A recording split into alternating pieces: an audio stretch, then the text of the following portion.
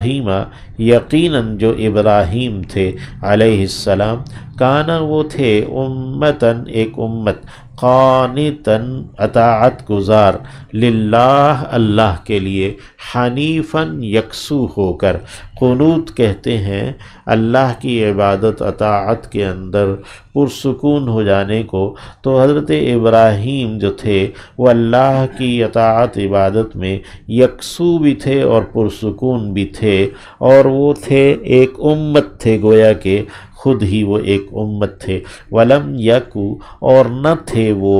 من المشرکین شرک کرنے والوں میں سے۔ اور یہ جو اہل مکہ اپنے آپ کو دین ابراہیمی پر بتاتے ہیں اور پھر وہ بتوں کی پوجا کرتے ہیں اور شرک کرتے ہیں، مشرک ہیں، یہ دین ابراہیمی کے پیروکار ہرگز نہیں ہیں۔ شاکرا لانعمہ، حضرت ابراہیم جو تھے وہ شکر گزار تھے اس کی نعمتوں پر، اس کے اللہ کی نعمتوں پر اس کے احسان مند تھے۔ اجتباہ چن لیا تھا اس نے انہیں، اللہ نے حضرت ابراہیم کو چن لیا تھا۔ وہداہ اور اس نے ان کی رہنمائی کی تھی، یا انہوں نے، اللہ نے اسے ابراہیم کو چلایا تھا، الی صراط مستقیم سیدھی راہ کی جانب۔ وآتیناہ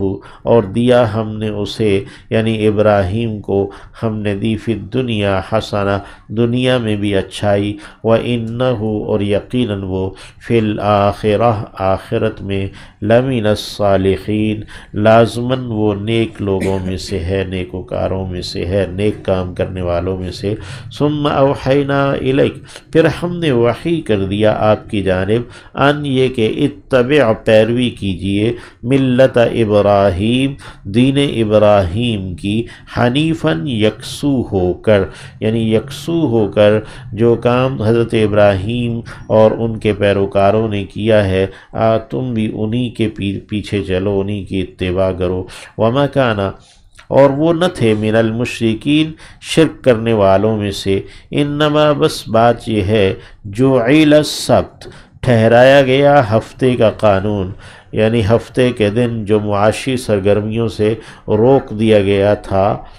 بنی اسرائیل کو، یعنی کام کاج کرنے سے، مچھلیاں پکڑنے سے، انما جعل السبت بس بات یہ ہے کہ ٹھہرایا گیا، رکھا گیا تھا یہ ہفتے کا قانون، علی الذین ان لوگوں پر جنہوں نے اختلفوا فیہ اختلاف کیا تھا اس میں، یعنی اپنے نبیوں سے حضرت ہارون اور حضرت موسیٰ علیہ السلام سے انہوں نے اختلاف کیا۔ وَإِنَّ رَبَّكَ اور یقیناً آپ کا رب، لَيَحْكُمُ لازماً وہ حکم کرتا ہے، حکم کرے گا، فیصلہ کرے گا، بینہم ان کے درمیان، یوم القیامہ قیامت کے دن، فیما اس بارے میں جو کانو وہ تھے، فیہی اس میں، یختلفون اختلاف کر رہے،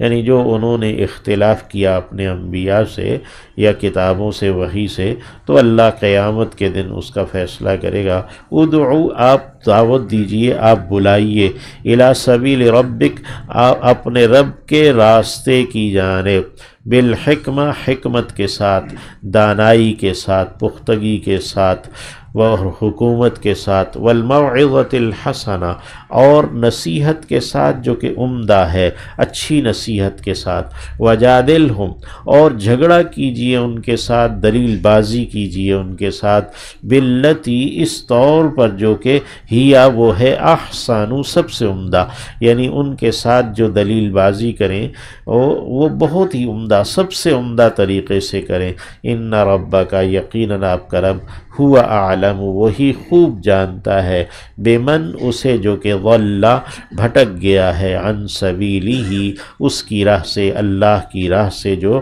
بھٹک گیا ہے، وہو اعلم اور وہ خوب جانتا ہے، اعلم سب سے زیادہ جاننے والا ہے، اعلم افعال کے وزن پر ہے، بالمہتدین راہیاب لوگوں کو جو کہ ہدایت پر ہیں انہیں۔ وَإِنْ عَاقَبْتُمْ اور اگر تم نے سزا دی ہے،